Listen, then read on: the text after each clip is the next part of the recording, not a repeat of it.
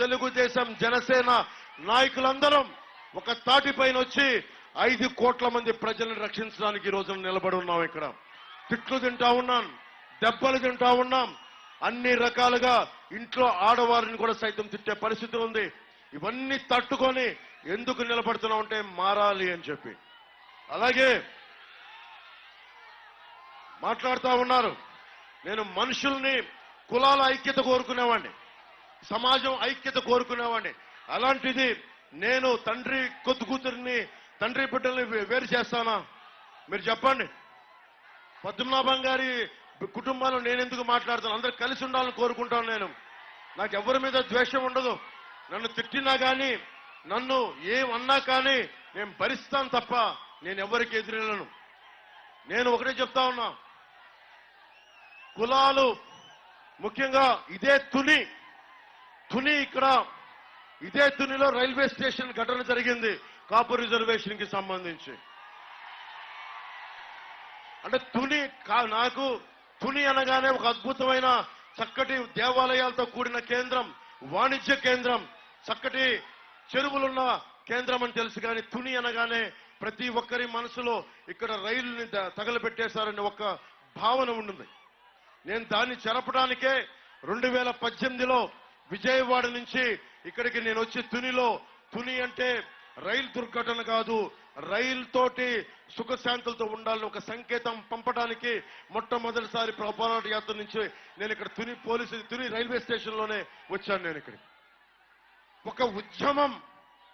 ఒక ఉద్యమం ప్రారంభిస్తే మనల్ని అల్లూరి సీతారామరాజుని మనం స్ఫూర్తిగా తీసుకోవాలి.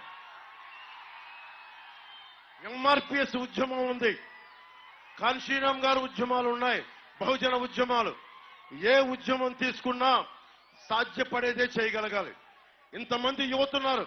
దశాబ్దం నుంచి నేను పార్టీ నడుపుతా ఉన్నా. నాకు ఆవేదన ఉంది, కోపం ఉంది, అన్నీ ఉన్నాయి. కానీ నేను ఏ రోజున యువతని రెచ్చగొట్టలేదు. నేను మిమ్మల్ని కాపాడేవాడే తప్ప యువతని వాడుకొని నేను నా భవిష్యత్తు నిర్మించుకునేవాడిని కాదు.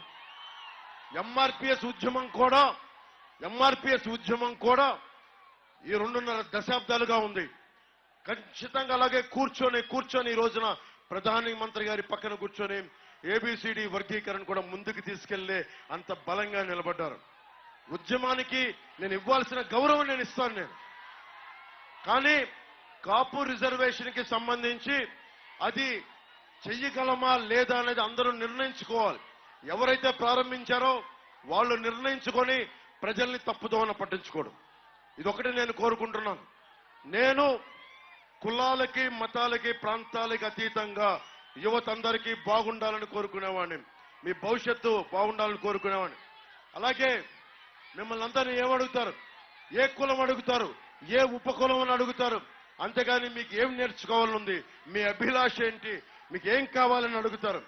మొట్టమొదటిసారిగా కూటమి ప్రభుత్వం రాగానే మనకు కావాల్సింది కుల గణాంకాలతో పాటు ప్రతిభా గణాంకాలు కావాలి. సమర్థత, అభిరుచి, నీకేం కావాలని ఉంది? ఆ మూలన ఆడబిడ్డలు ఉన్నారు, మీకేం కావాలని ఉంది? ఇక్కడే ఉండిపోవాలనుకుంటున్నారా? భవిష్యత్తులో ఏం అవ్వాలని దానికి తగ్గట్టుగా ప్రధానమంత్రి గారి నేతృత్వంలో స్కిల్ డెవలప్మెంట్ కార్యక్రమాలు, ప్రోగ్రామ్స్ ముందుకు తీసుకెళ్తాం.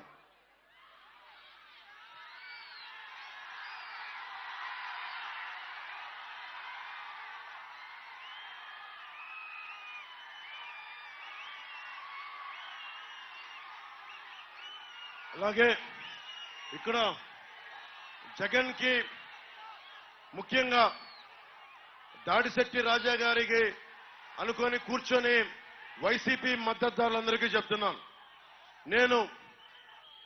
వాళ్ళు ల్యాండ్ గ్రాబింగ్ యాక్ట్ ను కొత్తది పట్టుకొచ్చారు.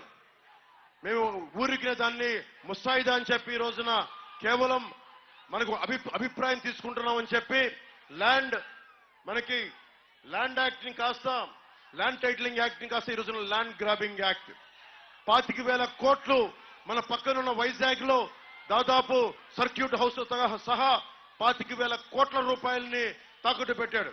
అలాంటి